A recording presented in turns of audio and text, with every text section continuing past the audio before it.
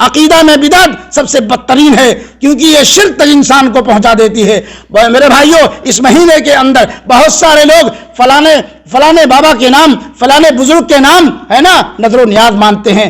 یہ اللہ کے نبی صلی اللہ علیہ وسلم سے کہیں ثابت نہیں میرے بھائیوں، کہیں کوئی حدیث نہیں ہے، کہیں قرآن کے اندر کوئی جو ہے آیت موجود نہیں میرے بھائیوں، ہے نا، کہ فلانے کے نام پہ، ڈھکانے کے نام پہ نظر و نیاز ہے نا جو بھی ہے سب کچھ اللہ کے لیے ہے نا۔ قل ان صلاتی ونسکی ومحیایا ومماتی للہ رب العالمین، بے شک میری نماز، میری قربانی، میرا مرنا، میرا جینا کس کے لیے؟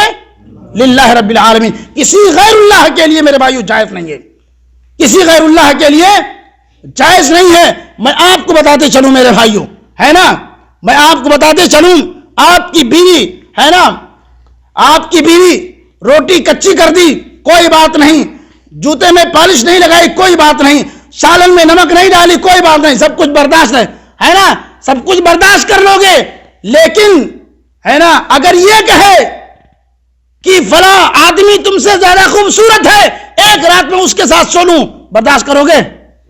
بولا برداشت کرو گے؟ سالن میں نمک نہیں برداشت، کپڑا نہیں دھوئی برداشت، جوتے میں پالش نہیں کری برداشت، اور بھی دیگر کام نہیں کری برداشت، بچے کے کپڑے نہیں دھلی برداشت، ہے نا، ہماری ڈیوٹی کے کپڑے نہیں صاف کری، پریس نہیں کری برداشت۔ لیکن اگر وہ یہ کہتی ہے تم سے زیادہ فلاں شخص خوبصورت ہے، ایک رات میں اس کے ساتھ گزار دوں، برداشت کرو گے؟ کبھی نہیں کر سکتے ہو میرے بھائیوں۔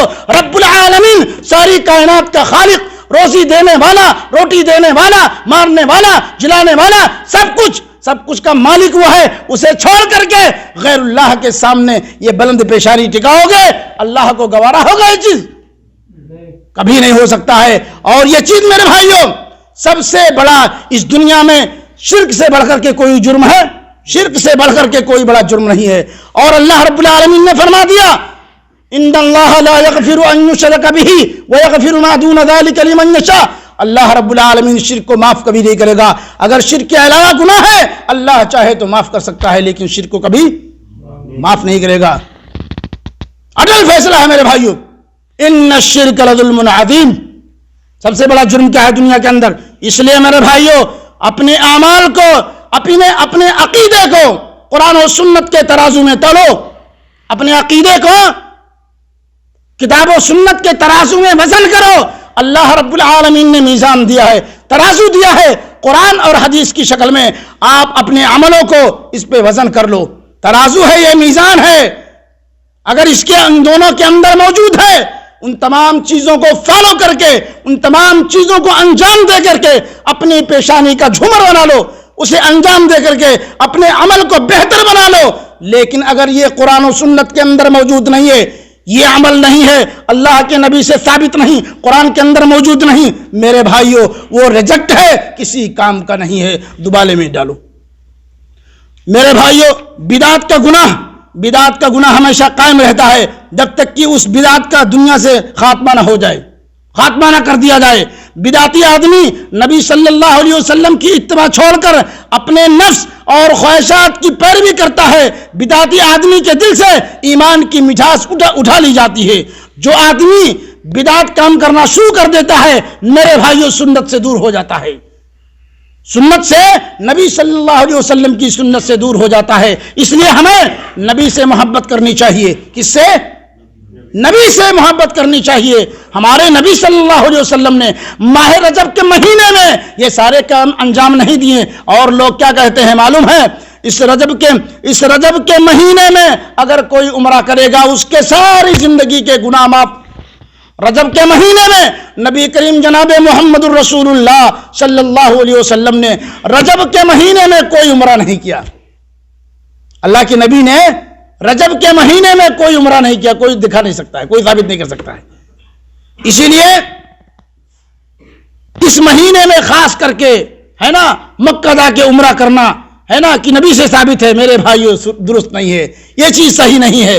یہ لوگ اپنی طرف سے بنا کر کے، اپنی طرف سے گڑھ کر کے یہ ساری چیزیں انجام دیتے ہیں۔ میرے بھائیوں یہ ساری چیزیں میں آپ کو نمونے کے طور پہ پیش کر رہا ہوں۔ کیوں؟ اتنا وقت نہیں ہے کہ میں آپ کو بہت ساری باتیں اس مختصر سے وقت میں بیان کر سکوں۔ ان سب کاموں کے علاوہ بھی بہت سارے خرافات انجام دیے جاتے ہیں۔ میرے بھائیوں مثلاً جو ہے اس تاریخ کو شب معراج کا جشن مناتے ہیں. کون سے؟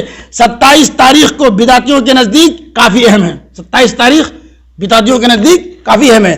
قمقمے ہے نا، روشنی لائٹیں سب لگاتے ہیں اور شب معراج کا جشن مناتے ہیں.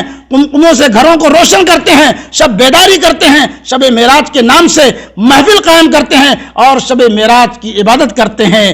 عورت کے مشابہ 2 بازو والے براق کے نام سے تصویر بناتے ہیں. اسلام میں نہ جشن معراج ہے، نہ اس رات شب بیداری ہے، نہ چراغاں ہے اور نہ کوئی مخصوص عبادت ہے. پھر کوئی مسلمان اپنے من سے یہ سارے کام کیسے انجام دیتا ہے؟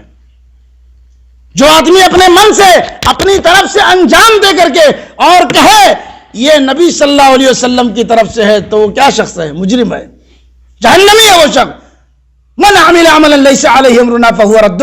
نبی کی مہر نہیں، نبی نے عمل نہیں کیا. اگر کوئی کہتا ہے تو مجرم ہے کہ نہیں ہے؟ جو بات نبی نے نہیں کہی ہے تم اپنی طرف سے کہہ کر کے اور نبی کی طرف کہتے ہو کہ نبی نے کری ہے. میرے بھائیوں سب سے بڑا مجرم ہے وہ شخص. اس لیے ہمیں ان تمام چیزوں سے بچنا چاہیے.